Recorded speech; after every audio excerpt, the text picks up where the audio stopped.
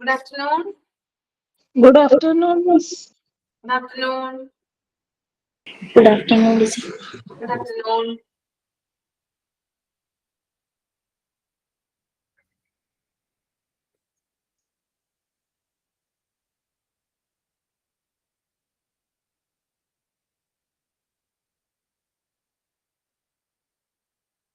Okay, എന്റെ പേരുള്ളല്ലേ.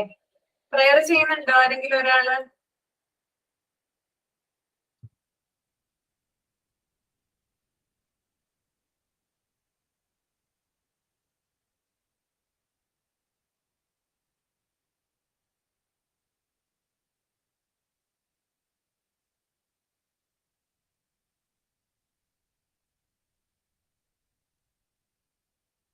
ശുഭ, prayer ചെയ്യുന്നുണ്ടോ?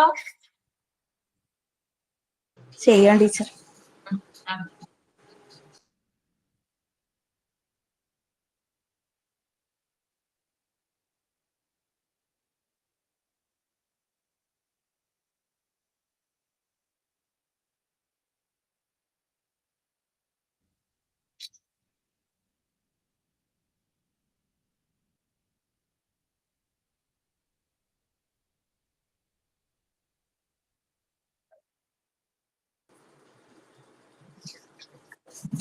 O God, enlighten my mind with truth, inflame my heart with love, inspire my will with courage, enrich my life with service, pardon what I have been, sanctify what I am, order what I shall be, and then shall be the glory and mine the enrolled salvation through Jesus Christ, my Lord. Amen.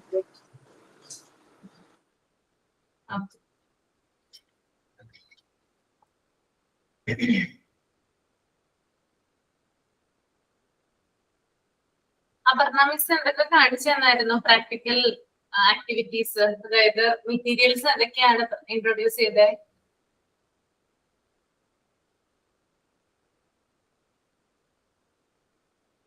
ഓർമ്മയില്ലേ കഴിഞ്ഞ ദിവസം ഞാൻ എന്തൊക്കെയാ കാണിച്ചത് നിങ്ങൾക്ക്?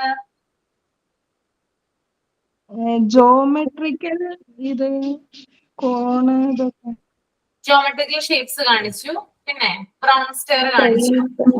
Frame കാണിച്ചു. എന്താണ്? Frame frame കാണിച്ചു അല്ലേ? ഓക്കെ, അപ്പോ പ്രാക്ടിക്കല് നമുക്ക് അടുത്ത ദിവസം കാണിച്ചു തരാം കേട്ടോ. കുറച്ചും കൂടി, അതായത് മെറ്റീരിയൽസ് ഓഫീസിലേക്ക് കൊണ്ടുപോയേക്കുവാണ്. അതുകൊണ്ട് നെക്സ്റ്റ് വീക്ക് അതെന്തായാലും ഒന്നും കൂടി കാണിച്ചു തരാം എല്ലാരും. അതായത് കാണിക്കാത്ത മെറ്റീരിയൽസ് ഉണ്ടെങ്കിൽ അത് പ്രസന്റ് ചെയ്യാം കേട്ടോ.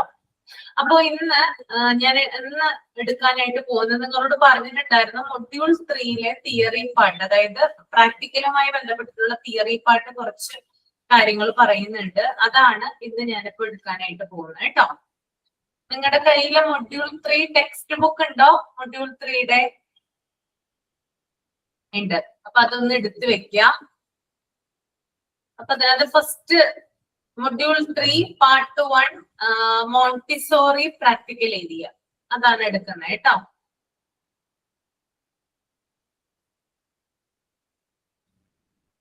അപ്പൊ അതിനകത്ത് introduction to practical life activities എന്ന് പറഞ്ഞിട്ട് ഹെഡിങ് കൊടുത്തിട്ടുണ്ട്. അതിനകത്ത് കുറച്ച് എക്സ്പ്ലനേഷൻ കൊടുത്തിട്ടുണ്ട്. അതൊന്ന് നിങ്ങൾ ആദ്യം റീഡ് ചെയ്യുക.